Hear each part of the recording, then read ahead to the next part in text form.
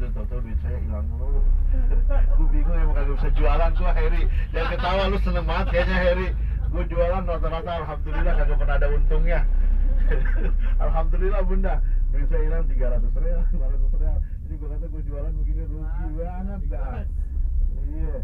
Aida Bunda pernah lihat nggak di saat Habib Rizik Syihab itu ngeluarin YouTube-nya yang terbaru?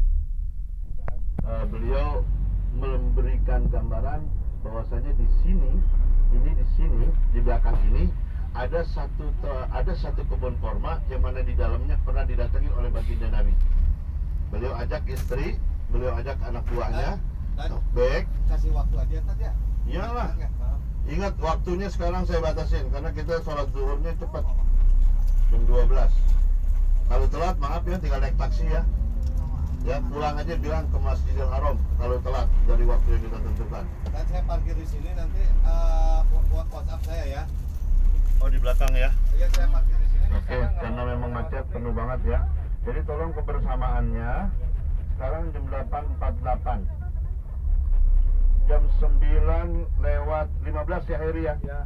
Jam 9:15 ayah anda bunda nggak ketemu saya di depan masjid, maka saya tinggal. Silakan naik taksi pulang ke hotel, itu cuma 10 real. Nanti kita ganti nggak apa-apa. Ya, saya ganti nggak apa-apa. Karena kalau nggak disiplinnya ibu bapak, maka nanti kita tinggal. Ya, rasain aja ditinggal. Ya, makanya harus disiplin, ikut kawan-kawan. Ya, kalau ibu, saya cuma bilang di sini sunnahnya salat rakaat ini, salatnya 2 rakaat, salat sunat tahiyatul masjid. Salat apa? Berapa rakaat? Sunnahnya cuma itu. Tapi saya minta ibu tambahin salat duha 2 rakaat. Tambahin lagi duha 2 rakaat. Tambahin lagi duha 2 rakaat. Tambahin lagi duha 2 rakaat. Enggak boleh duha 8 rakaat. Bolehnya 2 rakaat, 2 rakaat, 2 rakaat, 2 rakaat. Iya, tapi 2 rakaat, 2 rakaat, 2 rakaat. Enggak boleh sholatnya 6 kali. Ya. Jadi silakan nanti 2 rakaat, 2 rakaat, 2 rakaat. Doanya jangan panjang-panjang, enggak boleh doa panjang-panjang. Ya Bu? Ya Pak, doanya nggak boleh panjang-panjang, panjang, nggak boleh. Doanya pakai bahasa Indonesia, bahasa Jawa, bahasa Indonesia juga nggak boleh, tapi permintaannya masing-masing. Ya, jadi nanti doa terserah ayah dan bunda minta apa, ya insya Allah akan banyak yang dijawab oleh Allah Subhanahu Wa Taala. Jadi nanti tolong disiplin, tolong banget ya.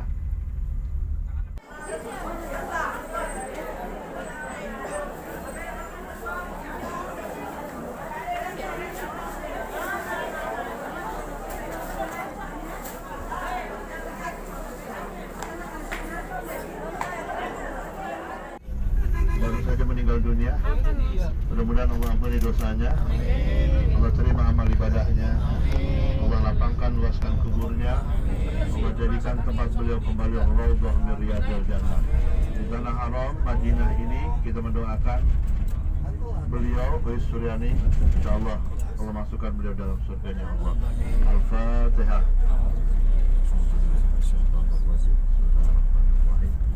Alhamdulillahirabbil alamin.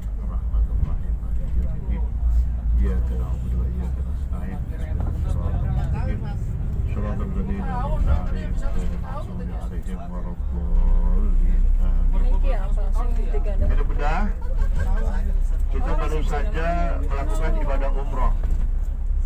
Alhamdulillah, kita ngerjain sunnah tanpa kita rekayasa, ternyata kita ketemu dengan hari Sabtu. Alhamdulillah, hari Sabtu kita bisa ziarah ke Kuba. Dan Masya Allah banget, hari ini juga Insya Allah kita akan ziarah ke makam Syuhada Uhud. Ya, nanti kita lihat sejarah bagaimana perjalanan Uhud yang begitu dahsyatnya, sampai paman baginda dan Mus'ab bin Umair itu juga meninggal di sana. Dan satu mujahid yang paling hebat, pengantin baru yang belum sempat mandi janabat, gugur dan dimandikan oleh para malaikat. Jadi subhanallah banget, kita pengen seperti itu. Masya Allah banget, syuhada yang gugur dalam medan perjuangan dia tahu dia baru saja pengantin baru, mungkin lagi senang-senangnya, ternyata dia memilih para bidadari di sisi Allah Subhanahu wa Ta'ala. Yang hebatan para mujahid yang lebih rela mengorbankan harta, keluarga, istri, anak di alam dunia karena mereka ingin menjemput dan nanti akan mengajak anak dan istrinya masuk dalam surganya Allah Subhanahu wa Ta'ala. Mudah-mudahan saat ini kita akan diajak ke kebun korma. Kemana? Kebun korma. Aina Bunda di kebun korma, silahkan nanti belanja. Dan maaf kalau dari kebun korma jangan ada yang nanya sama Ustadz, Pak Ustadz ini murah ya? Ini mahal ya? Udah jangan ada yang nanya itu. Kalau Bapak nanya itu sama Ustadznya bisa digorok. Dia di kebun orang nanya, ini murah apa mahal Pak Ustadz? Pak Ustadznya digamparin ntar sama yang punya kebun. Ya, jadi nanti yang mau beli aja, nggak usah ribet. Nggak usah nanya ini mahal, ini murah, beli aja. Ya, jadi nggak usah nanya ini murah atau mahal. Tapi pesan saya memang di kebun ini harganya lumayan mahal. Ya, kalau mau beli dekat-dekat hotel atau kalau mau di pasar kurmanya juga ada.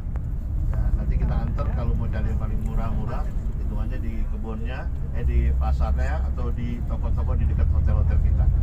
Ya, silakan nanti beli tawar. Ya, kalau di sini nggak bisa nawar. Ya, kalau di kebun udah ada harganya, udah nggak bisa nawar. Tapi pesan saya, tolong minimal setiap jamaah beli 1 kilo mah apa kek, biar kata dia, oh belanja. Jadi supir kita nggak diomelin. Ya Bu, ya Bu. Pak Edi, jangan lupa minimal semuanya belanja ya 1 kilo aja, atau 2 kilo atau 3 kilo terserah. Ya minimal, dan nggak boleh ada yang nanya di sana. Ya, karena memang harganya mahal. Saya cukup, nggak boleh ada yang nanya-nanya lagi sama saya tentang harga dan lain sebagainya. Ya, Pak ini bisa digamparin, apalagi supirnya bisa diusir. Ya, jadi belanja aja. Maaf, Ayah dan Bunda di kebun korma ini mau makan sebanyak-banyaknya boleh.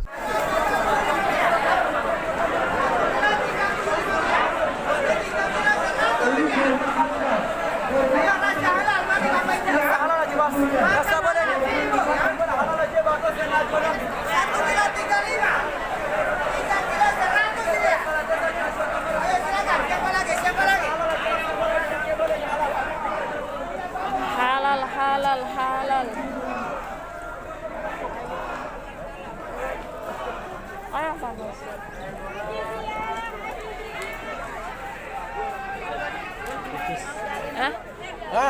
Udah bayar lagi bayar.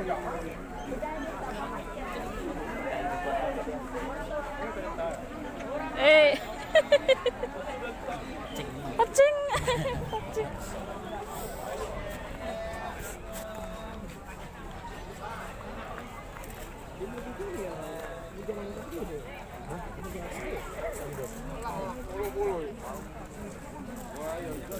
Wendy mas, kayak sing orang ya.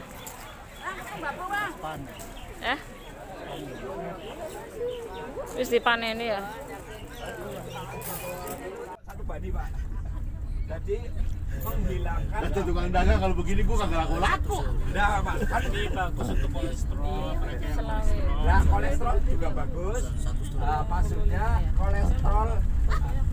Udah kolesterol aja, jangan pakai maksud. Kepanjangan, kapan jualannya? Udah tahu kan? Kapan jualannya? Udah laku, jualin. Udah pada ngeluarin duit, udah. Kelamaan. Ayo udah, jangan lama-lama. Orang udah laku, ayo. Ya boleh ini. Kelamaan coy, nggak dapat duit kita. Mau beli berapa? Tenang Bu. Maksudnya kalau saya ngomong Juga diabetes menurunkan. Menurunkan apa? Diabetes ya. Kolesterol.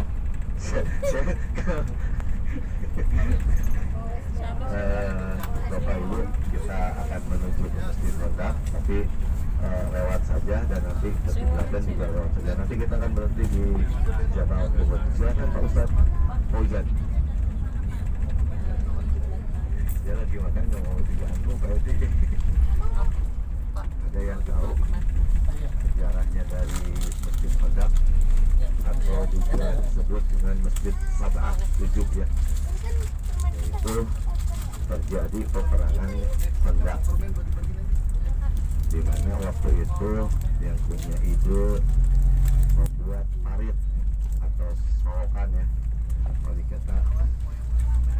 Jadi yang membuat punya idenya itu adalah Salman Al-Farisi dari Iran. Makanya di sini banyak orang Iran berhenti dan orang-orang Turki di sini tuh, kalau Indonesia tidak. Ustaz, silakan terangin saya kalau nggak deg-deg itu ada polisi.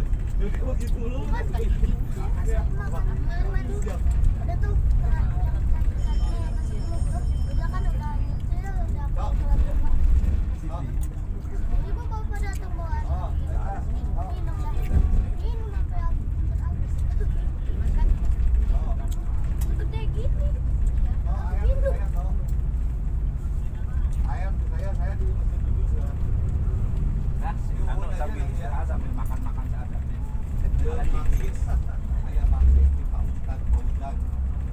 Ada bunda, ada bunda lihat di depan. Di depan ini ada gunung, namanya Khandaq. Apa? Gunung Khandaq. Khandaq itu parit. Gunung ini dikelilingi parit, terutama di wilayah sini, karena untuk menghindari pertumpahan darah dan hilangnya nyawa manusia. Kalau perang itu pasti ada korban, betul? Kalau perang pasti ada korban. Kalaupun tidak nyawa, bisa jadi korban perasaan. Ya Bu? Oh iyalah, pasti ada korban perasaan minimal. Ya. Khandaq. Di saat orang-orang menyangka dan menuduh bahwasanya Rasulullah itu gila dengan kekuasaan, disinilah Allah memberikan gambaran keistimewaan baginda Rasulullah Sallallahu Alaihi Wasallam. Jadi kalau ada orang yang menghina Kanjeng Rasul, katanya begini, katanya begini, itu berarti dia menyalahi firman Allah di saat Allah bilang, wa ma yantiqu anil hawa in huwa illa wahyu yuha. Jadi gerak-gerik baginda Nabi itu selalu dituntun sama Allah. Dari kecil aja, di saat baginda Nabi bilang, Adabani Rabbi fa'ahsana ta'dibi. Saya ini dari kecil aja udah dituntun sama Allah. Maka Allah jadikan akhlak yang termulia buat saya. Karena kenapa? Yang bimbing itu Allah, yang nuntun itu Allah. Dan subhanallah, dengan dalil ini menggambarkan bagaimana kemaksuman, bagaimana kemuliaan akhlak daripada baginda Nabi. Maaf, ada kiai, ada seorang kiai yang bilang kalau Nabi Muhammad itu adanya mungkin di Indonesia, mungkin Nabi Muhammad hitungannya di saat dia lihat ada mangga tetangganya, pasti dia akan ngambil mangga tetangganya. Itu kan kenakalan anak-anak biasa. Oh, Rasulullah bukan makhluk biasa, beda dengan kita. Kalau Nabi Muhammad ada di kampungan kita, maaf kalau ada di Jawa, mungkin Nabi Muhammad sering nyolong tebu. Kan bisa jadi ngomongnya begitu. Tapi enggak, beda dengan Rasulullah. Tuh kan, kalah kan Ustadz sama air. Kalah sama air. Oh, lihatin air. Gak apa-apa, udah biasa.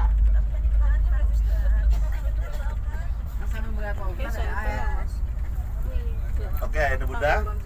Tadi Masjid Khandaq kita lewatin. Ya. Inilah kehebatan Nabi Muhammad karena dibimbing oleh Allah Subhanahu wa taala. Oh iya, mohon maaf. Bunda, hari ini kita tidak bisa ke percetakan Al-Quran karena hari Sabtu tutup. Tapi bagi ayahanda Bunda yang ingin membeli Al-Quran, bisa dititip aja. Disebutin mau belinya berapa, melalui Pak Haji Edi, nggak apa-apa. Ya, karena besok hari Minggu, insya Allah saya akan mengantar yang cuci darah. Sekaligus mungkin saya akan ke percetakan Al-Quran untuk membelinya. Ya, ayahanda Bunda sebelah kiri, maaf, ambil kelewat Masjid Qiblatain. Ya, ini Masjid Qiblatain bukan Bunda. hampir-hampir mirip. Ya, hampir-hampir mirip. Cuma bedanya di sini ada 2 kiblat dan maaf putihnya juga rada-rada beda sedikit ya. Modelnya dengan kubah-kubahnya yang beda. Ini masjid ini kayaknya mau diperluas. Ini udah lihat tiang pancangnya. Ya, kalau dilihat tiang pancangnya ini kayaknya akan nambah lagi nih masjid ya. Karena memang masjid-masjid di Madinah itu rata-rata selalu diperbaharui. Sementara yang di Mekah jorok-jorok masih.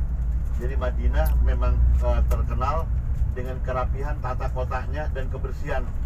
Lihat bersih. Ya, bersih sekali. Ya, tapi masih kalah dengan Oman. Karena Oman katanya Singapura yang kedua. Kalau Anda bunda pernah ke Oman, Oman negara paling kaya. Mata uangnya saja kalau harga real 4.000 di sini kita beli, kalau kita beli real Oman itu 40.000. 1 real 40.000. Pound sterling berapa duit? Paling 16.000 atau 19.000? 18.000. Euro? 16.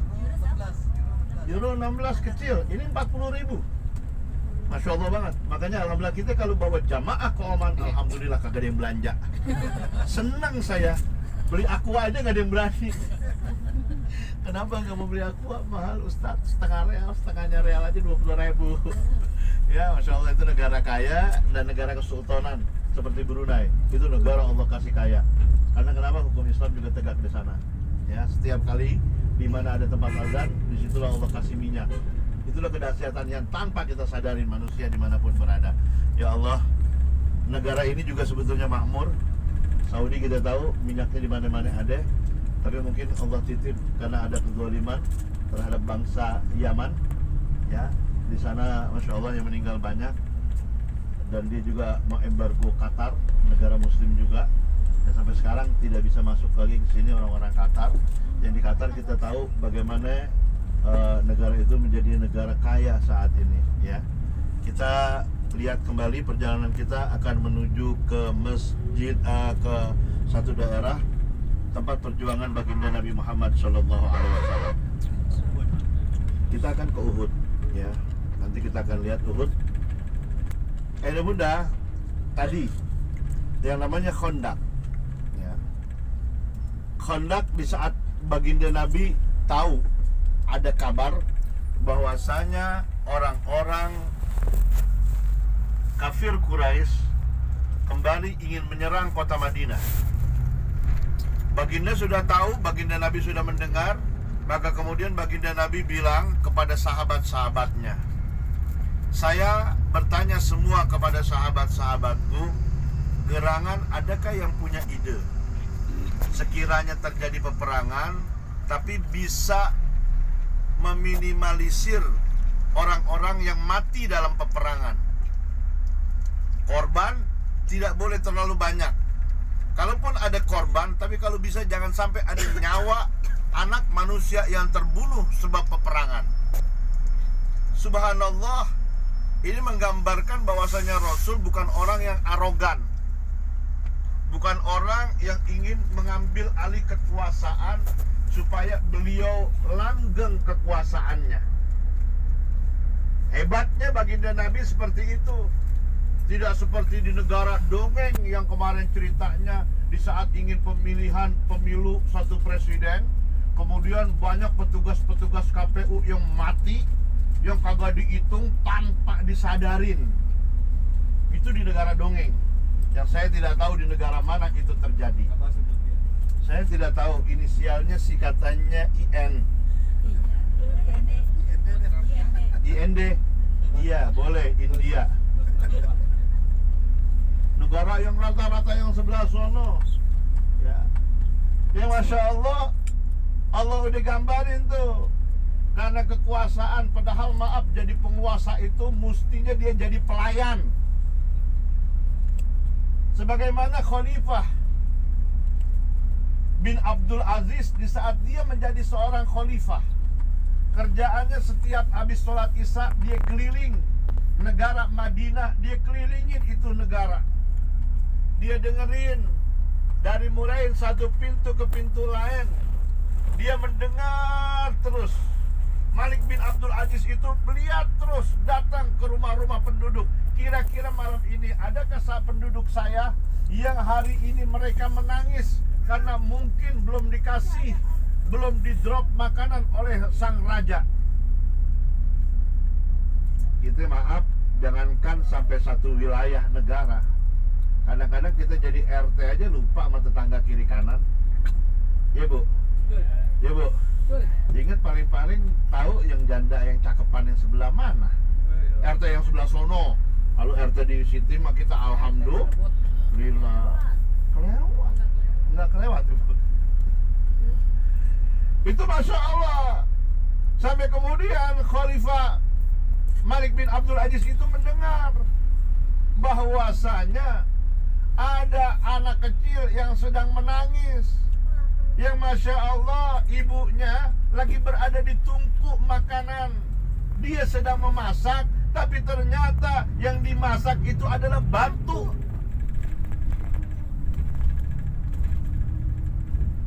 Ya subhanallah.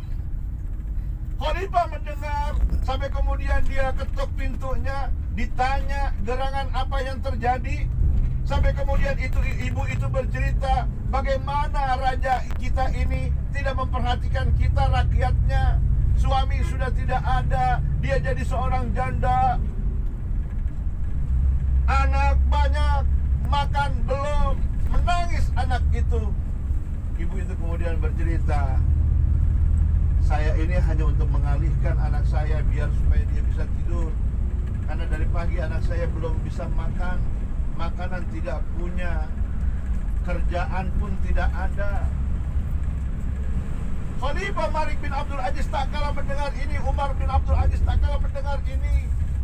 Menangis dia, dan dia bilang, saya akan kembali dengan makanan yang akan saya minta kepada sang raja. Sambil berjalan ke Baitul Mal, menangis dia.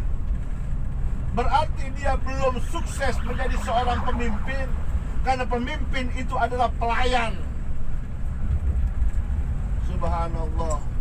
Di saat dia mengambil dan meminta dari Baitul Mal harta yang hak daripada buat orang-orang yang mustahik, dibawa kemudian diantar oleh beliau. Di saat diambil dan ditaruh di punggungnya, semua prajurit-prajuritnya, semua anak-anak buahnya bilang, biarlah kami yang membawa.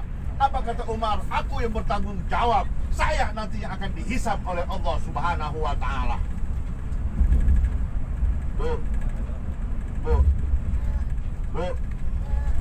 Masya Allah banget punya pemimpin modelnya begini. Dia sangat perhatian.